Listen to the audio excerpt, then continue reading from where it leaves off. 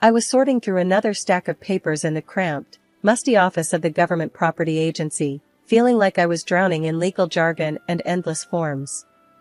My dad had left me his shares in a big-shot company, and here I was, trying to make sense of what that meant for me, a 27-year-old who'd rather be anywhere but here.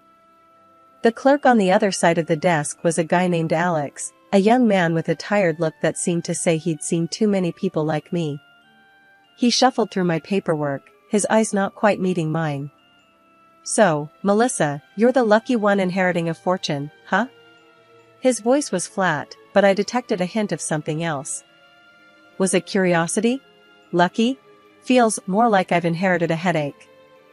I tried to smile, but it felt forced. I have no clue about half of these documents. Alex looked up, a genuine smile cracking his weary demeanor. "Yeah, it's a mess, isn't it? But don't worry, I'll walk you through it. We'll get it sorted."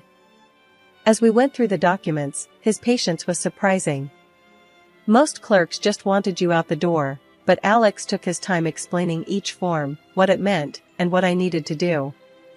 It was refreshing. "Thanks, Alex. I didn't expect to find someone who actually cares in a place like this," I said, once we were done. He shrugged, the corners of his mouth turning up slightly. "We're not all robots yet. Besides, it's a nice break from the usual. Helping someone's a good feeling, you know?" I laughed, the sound brighter than anything I'd felt since stepping into this bureaucratic maze. "I guess I owe you one then. Coffee?" "My treat, as a thank you for not letting me drown in paperwork." "Coffee sounds great, but it's my treat." "You've got enough on your plate with all this inheritance stuff," Alex countered, standing up and gathering the now neatly stacked documents. Walking out of the office felt different. The burden of paperwork was still there, but lighter somehow. Alex led the way to a nearby cafe, a small, cozy place that felt worlds away from the sterile government office. As we sat down with our coffee, the conversation flowed easily. We talked about everything and nothing, work, hobbies, how life can throw curveballs when you least expect it. "You know, I never thought I'd meet someone like you in a place like that."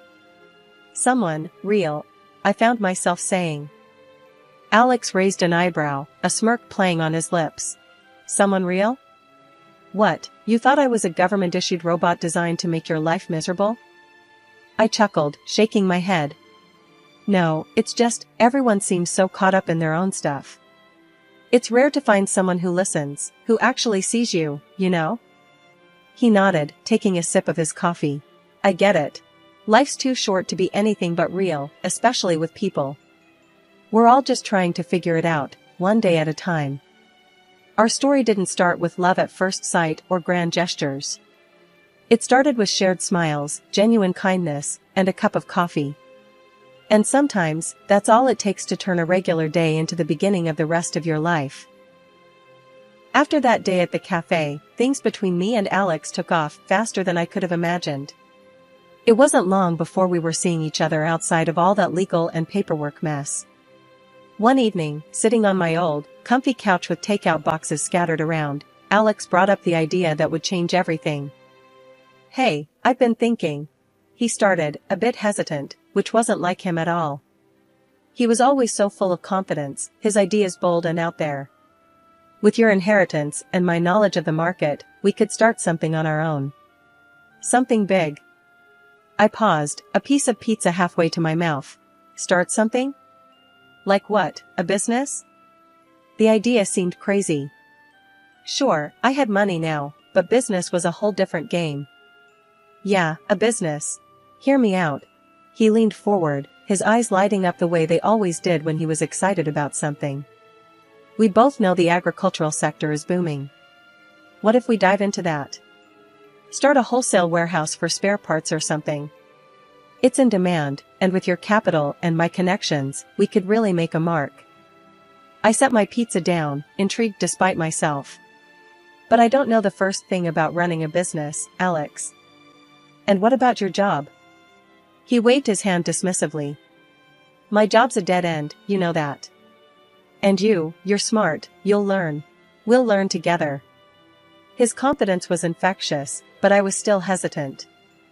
Alex, it's a huge risk. What if it doesn't work out? I could lose everything. The fear of making a monumental mistake was gnawing at me. But what if it does work out? His hand found mine across the couch, giving it a reassuring squeeze. You won't be alone in this. We're in it together, every step of the way. Plus, your mom's been bugging you about investing that money wisely, right? Here's our chance to do something wise and big. I couldn't help but laugh. You've got an answer for everything, don't you? His enthusiasm was hard to resist. Okay, let's say we do this. We're going to need a solid plan. And I mean solid, Alex. No winging it. Of course. He was practically bouncing with excitement now. I'll draft something up. We'll go over it together, tweak it, make sure it's foolproof. And just like that, our joint venture began. It was a whirlwind of planning, meetings with lawyers, to draw up a partnership agreement, and endless research. My head was spinning most days, but seeing Alex so passionate and dedicated was all the reassurance I needed. Before we got married, Alex insisted we sign a prenuptial agreement. It's just practical, he said one night as we were going over some business plans. In case things go south, we both know where we stand. Everything split in half, clean and simple. I nodded, understanding his point, but wanting to add my own condition. Alright, I get it. But I want something in there too. If one of us cheats, and that leads to divorce, the cheater loses their share in the business. He looked at me, surprised, but then nodded. Fair enough. I love you, and I'm not going to cheat on you. So, yeah, let's add it. It was a tough conversation, but it felt right. Setting clear rules felt like we were laying a strong foundation, not just for our business, but for our relationship too. The day we signed the lease for our warehouse space was surreal. Standing there, looking at the empty building that would soon be bustling with our business, I felt a mix of terror and exhilaration. We're really doing this, aren't we? I said, more to myself than to Alex. He came up behind me, wrapping his arms around my waist. We're doing this. And it's going to be amazing. You and me, we're going to build something great here. I leaned back into his embrace, allowing myself to believe in the dream we were building. It wasn't just about the business, it was about us, taking on the world together. Little did I know, the challenges ahead would test us in ways I never expected. But in that moment, all I felt was hope and the thrill of starting something new with the man I loved. The buzz of our warehouse was like music to my ears, the shelves stacked with parts, orders coming in and going out. Alex and I, we were riding the high of our success. Our little venture into the world of agricultural spare parts was booming, profits climbing higher than either of us had dared to dream. It was a rush, seeing something we built from the ground up flourish like this. But with growth came growing pains. We need more hands on deck, I said one evening, poring over orders and invoices that seemed to multiply by the hour. I can't keep up with the paperwork on top of everything else. Alex, ever the cautious one, frowned at the suggestion. I don't know, babe. Hiring more people means trusting outsiders with our baby. Can't have just anyone poking around our finances and legal stuff. I got where he was coming from, but something had to give. So, what, you want me to do it all? I'm already swamped as it is.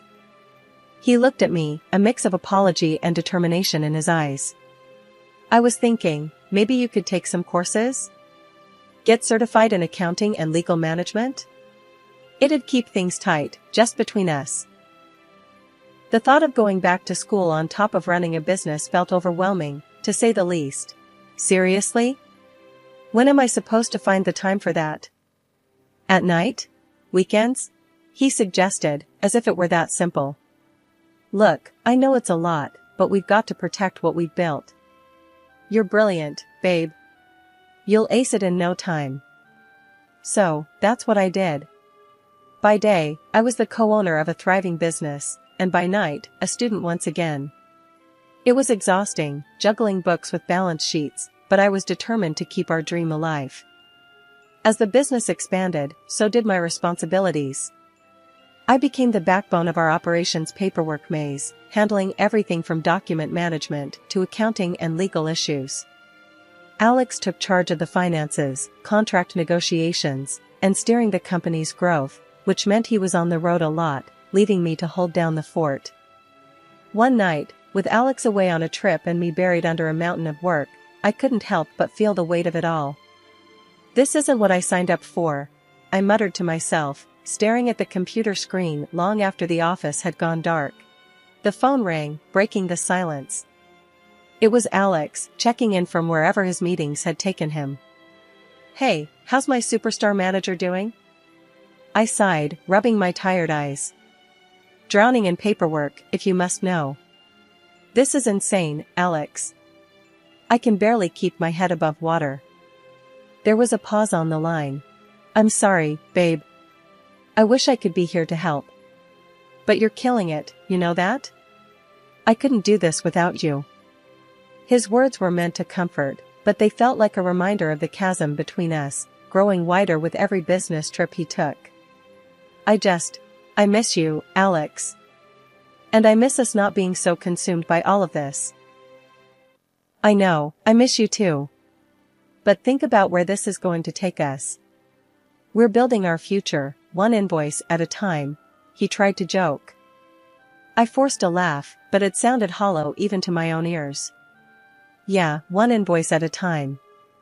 Just make sure you come back to me in one piece, okay?" "I promise. And hey, when I get back, let's take a day off. Just you and me, no business talk.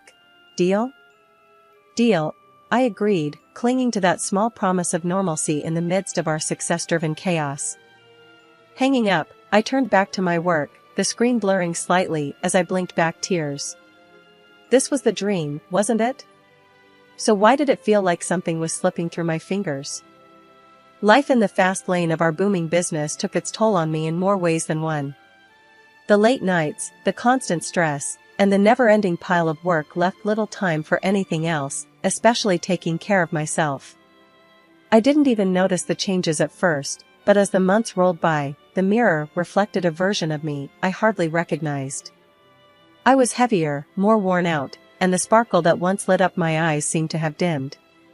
It wasn't just my reflection that had changed, Alex's behavior towards me had shifted too. He started working longer hours, making excuses to stay at the office or go on trips without me. "Just tying up some loose ends," he'd say, or, "This trip is really important for the business." I tried to brush off the nagging feeling that something was off, telling myself it was all in my head. Then came the party with his business partners. I was actually looking forward to it, a chance to step away from the work and maybe even reconnect with Alex amidst our hectic schedules. But when I mentioned it, his reaction caught me off guard. "Look, I don't think it's a good idea for you to come," he said, not meeting my eye. I was stunned. "What? Why not? I thought we were both invited." He sighed, a look of discomfort crossing his face. "It's just, the wives of the partners, they're all, very polished. And you've changed. I don't want you to feel out of place. It might be better if I go alone." His words hit me like a slap in the face. Changed? Out of place? Since when did appearances matter more to him than us being together? "So, what, you're ashamed of me now?" The hurt was evident in my voice, mixing with a rising anger. "It's not like that," he said quickly, but the damage was done. "I'm just thinking about what's best for the business, that's all." I couldn't believe what I was hearing. This wasn't the Alex I fell in love with, the one who used to tell me I was beautiful no matter what. Now, here he was, embarrassed by me, by the very real signs of the life and work we had shared. "If that's how you see me, then go. Enjoy your party," I spat out, the words tasting bitter. He tried to say something else, probably to backtrack or smooth things over, but I was done listening. I turned away, feeling a mix of heartbreak and disgust. That night, as he went off to mingle and laugh with our polished associates, I stayed home, crying over the unspoken cracks in our marriage that had finally, painfully, come to light. The tension in our house grew thicker with each passing day, turning from a place of love and shared dreams into a battlefield. The party incident had left a gaping wound in our relationship, and things only went downhill from there. Alex, the man who once looked at me like I was the only woman in the world, started finding fault in everything I did, especially about my looks. One evening, as I was trying to unwind after another grueling day at work, he walked in, his face set in that now familiar look of disapproval. "Here," he said, tossing a brochure onto the coffee table. It was a membership for a local fitness club. "Thought you could use this. Might help with, you know." He gestured vaguely at me.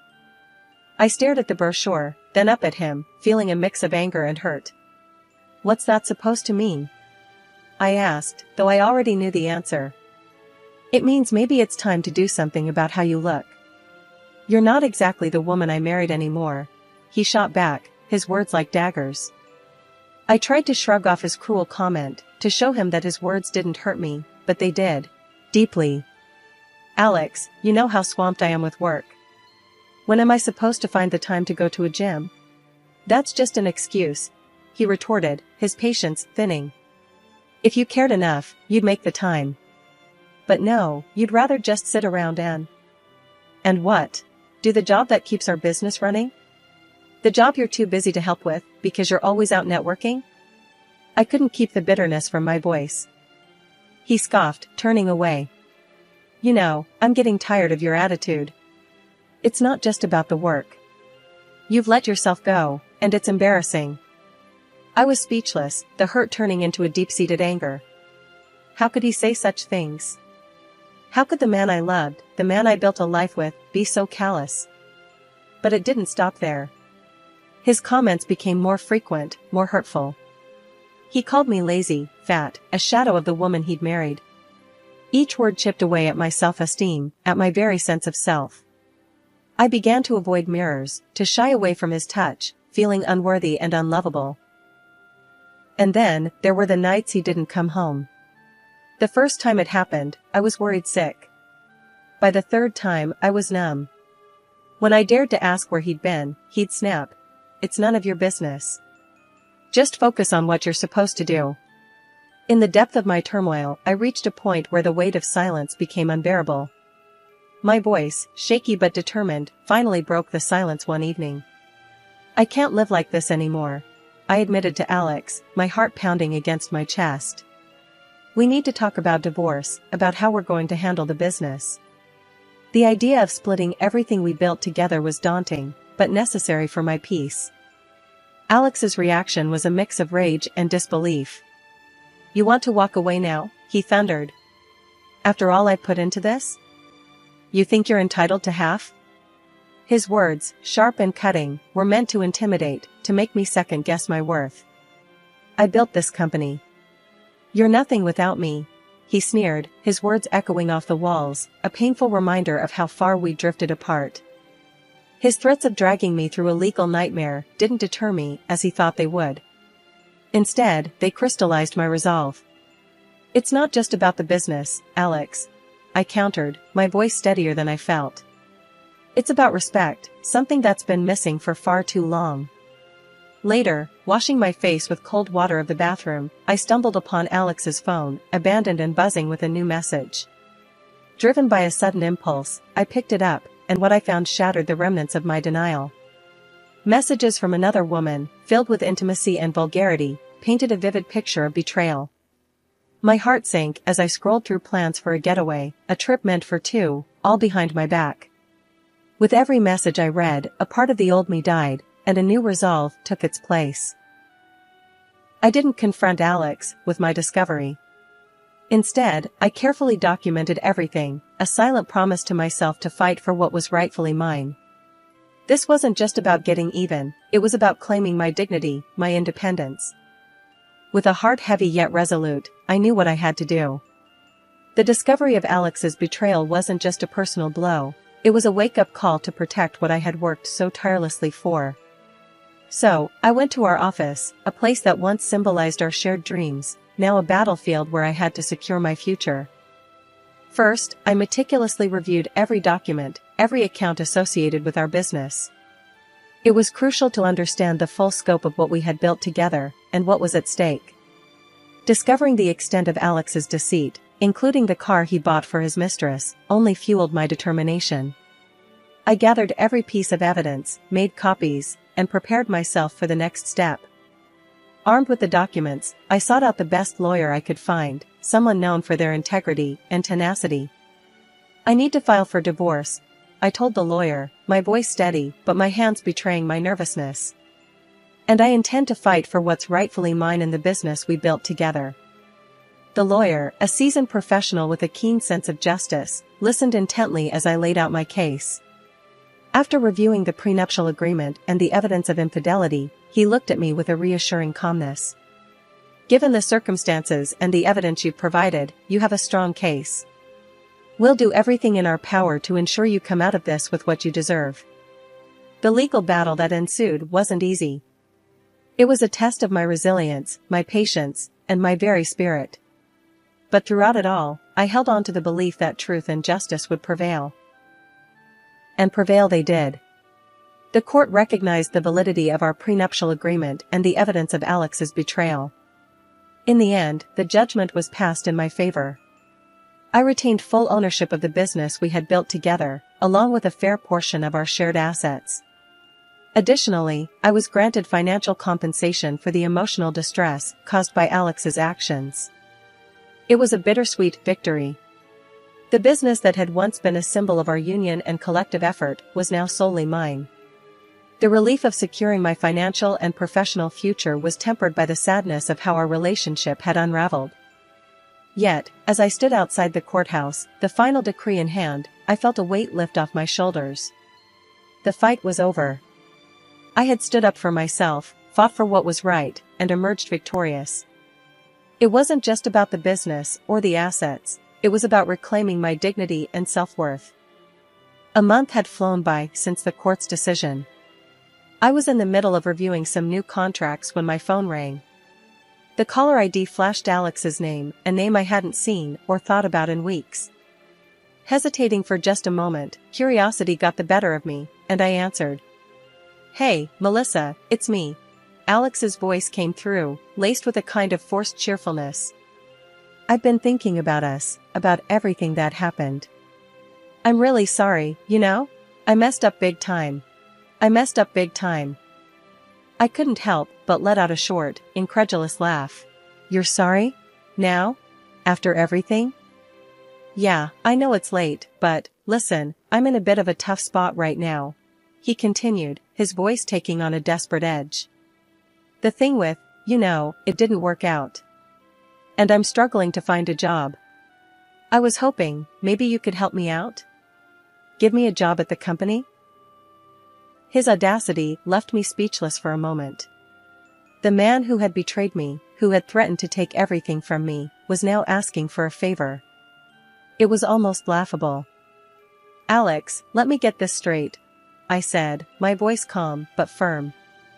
"You cheat, you lie, you try to drag me through the mud, and now you want me to give you a job?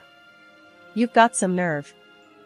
I know, it sounds bad, but I'm really in a bind here," he pleaded. "I'll take anything, really. I just need a chance to get back on my feet."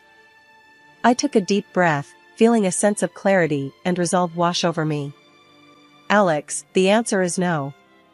I've moved on. The company is doing great, better than ever, actually. And that's without you. I suggest you do the same, move on." There was silence on the other end of the line for a few moments. "So, that's it, then? You're just going to leave me hanging? Goodbye, Alex." I ended the call and, without a second thought, blocked his number. It was a symbolic gesture, but an important one. I was closing that chapter of my life for good. In the weeks and months that followed, I poured my energy into the company. Sales were up, we were breaking into new markets, and I had signed several lucrative contracts with new partners. The business was thriving, and so was I. Looking back, I realized that Alex's betrayal, while devastating, had been a catalyst for change. It forced me to reevaluate my life, my values, and my ambitions. I emerged from that tumultuous period not as a victim, but as a victor, fully in control of my destiny.